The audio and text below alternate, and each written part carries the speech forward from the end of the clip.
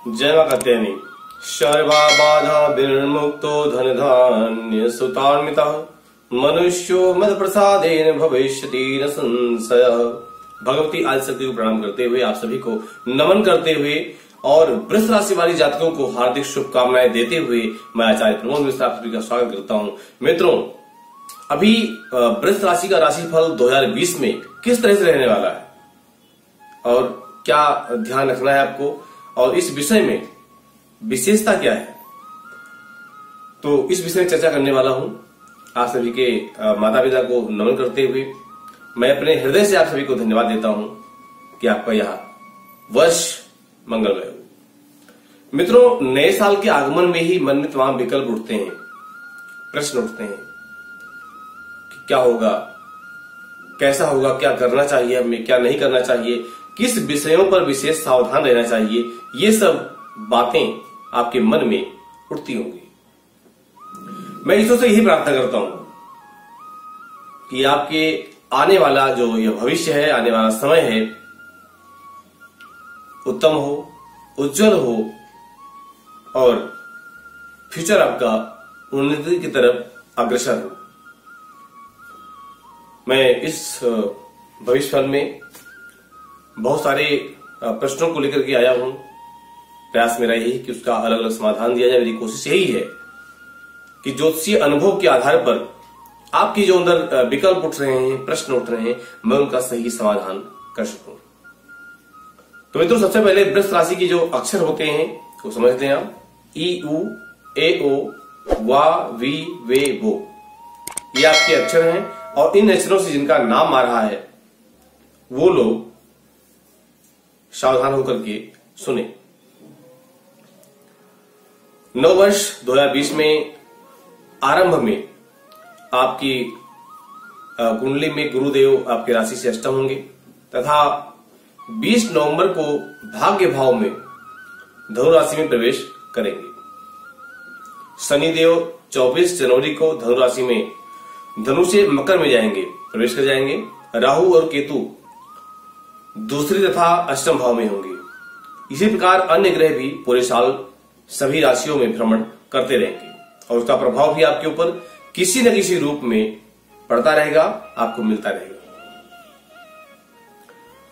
ध्यान दें कि मेरा अधिक प्रयास यही है कि आपके जीवन में आने वाले सभी पहलुओं पर यथासंभव प्रकाश डालें ताकि आपको भविष्य की योजना बनाने में मदद मिल सके। यदि आपकी लग्न कुंडली और चंद्र कुंडली दोनों की राशियों के फल को देख करके ही योजना बनाएंगे तो बहुत ही अच्छा रहेगा। यह राशि वैदिक ज्योतिष के आधार पर मैंने आपके लिए तैयार किया है। तो मित्रों, सबसे पहले बताऊं आपको कि यह वर्ष आपके लिए मिला जुला फल देने वाला है। धन के मामले में यह साल कुछ नया सौगात आपको दे सकता है। यदि साझेदारी में कोई काम कर रहे हैं तो जनवरी माह तक सावधान रहने की विशेष जरूरत है। संतान पक्ष से खुशियां मिल सकती हैं। जीवन साथी से तालमेल बना करके चलने में ये आपके लिए लाभदायक रहेगी, अच्छा रहेगा आपके लिए। जीवन साथी का स्वास्थ्य कुछ खराब रह सकता है। माता और पिता से कुछ विवाद आप कर सकते हैं, वो भी प्रॉपर्टी के मामले में, तो इस पर भी आप सावधान होकर के ही काम करें। परिवार के सभी सदस्यों के प्रति सकारात्मक सोच रखना आपके लिए बहुत ही आवश्यक होगा। पेट के रोगों के प्रति बिल्कुल लापरवाही न बरतें। यह महीना आपको हॉस्पिटल तक पहुंचा सकता है। गैस बदहजमी से समस्याएं बढ़ सकती हैं। जनवरी से मार्च तक आपको आर्थिक स्थिति सुधारने में बहुत ध्यान देना पड़ेगा। अप्रैल महीने में खर्च बढ़ेगा, सोच समझ कर खर्च करें तो ठीक रहेगा। नौकरी में परिवर्तन हो सकता है। नौकरी या व्यवसायिक कार्यों के चलते आपको घर से दूर जाना पड़ सकता है। आपकी व्यवसायिक स्थिति में परिवर्तन होगा। आपकी आर्थिक स्थिति सुधरेगी। साझेदारी में काम करें परंतु संभल कर, अपने पार्टनर आपके ऊपर हावी न हो, इसका ध्यान रखें। नए प्रेम संबंध का आनंद लेने का योग बन रहा है। एक दूसरे के साथ आप रोमांटिक क्षण का एहसास करेंगे। बात करते हैं आपके पारिवारिक जीवन के बारे में। वृष राशि में पारिवारिक जीवन आपका उत्तम रहेगा।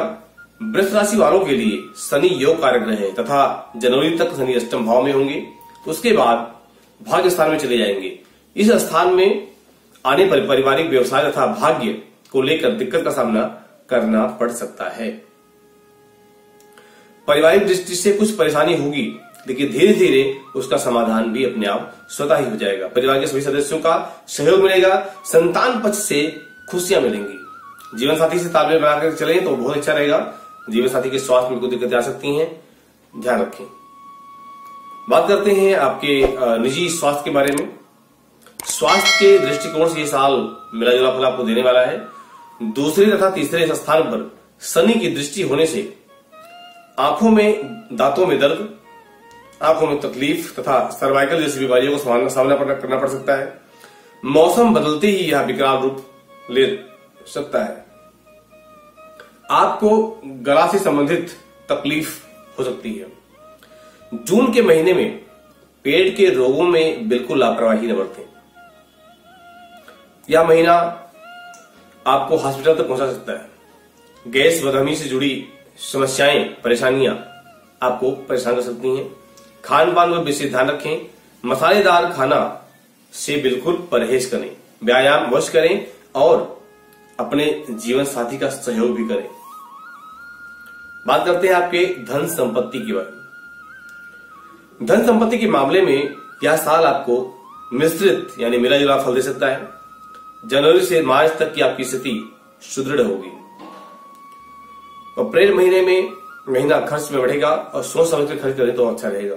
मई से सितंबर के से आर्थिक मामले और निजी मामलों में तेजी आएगी, परंतु पुनः अक्टूबर में कोई काम संभल कर करें तो ही अच्छा रहेगा।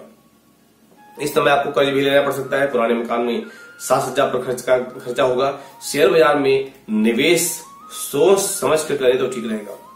अपने खर्चों पर भी नियंत्रण रखना आपके लिए बहुत आवश्यक है। जरूरत के अनुसार खर्चा करें, अच्छा रहेगा। धन आगमन के नए स्रोत बन सकते हैं। पराक्रम में वृद्धि हो सकती है। बात करें आपके नौकरी की। यदि आप नौकरी कर रहे हैं तो जरा समझ कर जाएं। नौकरी में परिवर्तन हो सकता है। नौकरी या व्यवसायिक कार्यों के चलते आपको घर से दूर जाना पड़ सकता है। सितंबर के बाद आपको अवश्य ही नौकरी की शुभ अवसर प्राप्त हो जाएंगे। इसका मुख्य कारण है कि बृहस्पति की दृष्टि आपके कर्म स्थान पर है। इस साल आपके कर्म का स्वामी शनि भाग्य स्थान में बैठा है। इस कारण नौकरी में परेशानी नहीं हो सकती। नौकरी में षड्यंत्र के शिकार हो सकते हैं, परंतु घबराएं नहीं, समस्या का समाधान भी स्वतः ही निकल जाएगा। अपने अधिकारी का विश्वास जीतने का प्रयास करना फायदेमंद रहेगा। सरकारी नौकरी वाली यह न समझे कि मैं तो सरकार का आदमी हूं, मेरा क्या होगा। सावधानी के साथ साथ अपने कर्तव्य का पालन तन और मन से करें। यह समय आपके लिए काफी परिश्रम करने वाला समय होगा और आप जितना परिश्रम करेंगे उतने ही आपकी भाग्य वृद्धि होगी, उन्नति की तरफ बढ़ेंगे, क्योंकि इस समय शनि का गोचर आपके भाग्य भाव में है। व्यवसाय की अगर बात करते हैं, आप उद्यमी बने, सफलता का कदम आपके चूमेगी। जल्दबाजी में कोई फैसला न लें। सावधानी पूर्वक कोई फैसला लेना उचित नहीं होगा। अचानक व्यवसाय में रुकावट आ सकती है। सोचा हुआ काम ठंडे बस्ते में जा सकता है। अक्टूबर माह से आपकी व्यवसायिक स्थिति में परिवर्तन हो सकता है। साझेदारी में काम करें, परंतु संभल कर। आपका पार्टनर साझेदार आपके ऊपर हावी हो सकता है।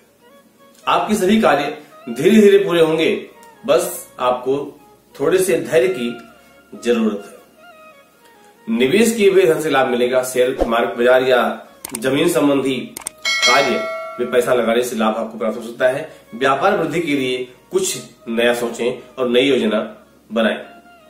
प्रेम संबंधों की अगर बात करते हैं, यदि आप अकेले हैं तो किसी नए प्रेम संबंध का आनंद लेने का योग बन रहा है। एक दूसरे के साथ आप रोमांटिक क्षण का एहसास करेंगे, परंतु इतना रोमांटिक न हो जाए कि जेल की हवा खानी पड़े।